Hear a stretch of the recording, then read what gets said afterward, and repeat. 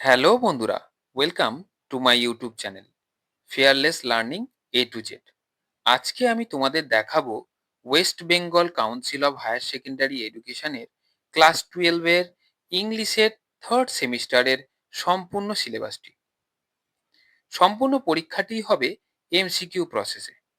40 নম্বরের 40টি এমসিকিউ থাকবে। ভালো করে সিলেবাসটি বুঝে পড়াশুনো করলে তোমরা 40-এ অন্তত 35+ পাবে। শুধু মন দিয়ে একটু শিখে নিতে হবে। আর একটা কথা না বললেই নয়, ক্লাস 12-এর পর স্কুল জীবন শেষ হয়ে যাবে। তাই কথায় আছে, যা শেষ ভালো তার সব ভালো। এই ক্লাস 12-এর রেজাল্টই আপনার জীবনের চরম ভবিষ্যৎ। বন্ধুরা, সময় নষ্ট না করে এই মূল্যবান সময়টি একটু মন দিয়ে পড়ে নিলেই ভবিষ্যৎ অনেক আনন্দের হয়ে উঠবে। আসো সবাই মিলে এই ছোট্ট সিলেবাসটি বুঝে নেই।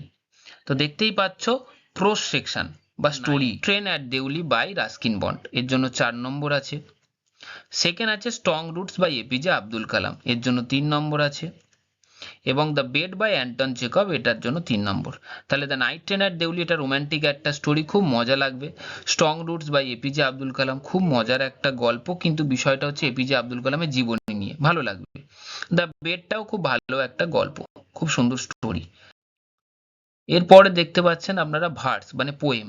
তো our casuarina tree by Toru দত্তের 5 নাম্বার আছে এটায়। Ulysses by Alfred Lord Tennyson, এটাও কিন্তু 5 নম্বর আছে।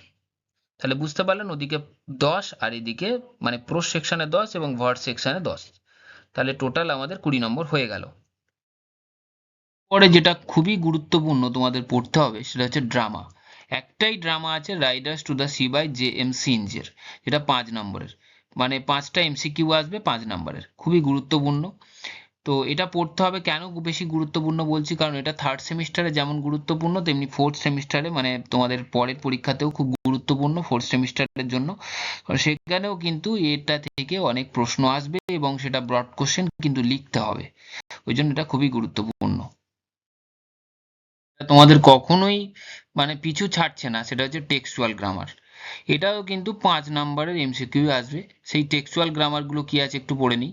Textual grammar from unit 1 and unit 2, synthesis, splitting of sentences, change of narration, correction of errors. আর এই কারেকশন অফ ইরার্স এর মধ্যে আর্টিকেল অ্যান্ড প্রিপোজিশন আছে। তো এই হচ্ছে বিষয়, এটাকে অবশ্যই তাহলে গ্রামারটাকেও আমাদের কিন্তু ছাড়লে হবে না, এটাও কিন্তু 5 নম্বরের এমসিকিউতে আছে, তো পড়তে হবে, মন দিয়ে করতে হবে।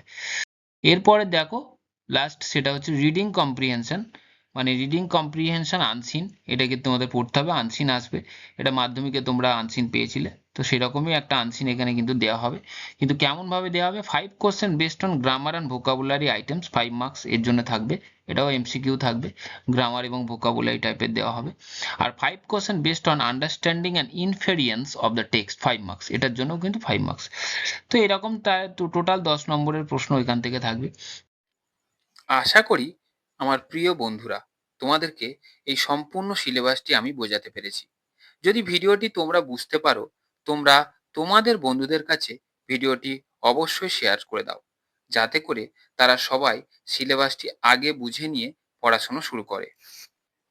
আর বন্ধুরা, এরকম ভিডিও পেতে চ্যানেলটিকে অবশ্যই সাবস্ক্রাইব করে পাশে থাকুন। সবাই ভালো থাকুন, সুস্থ থাকুন। ধন্যবাদ।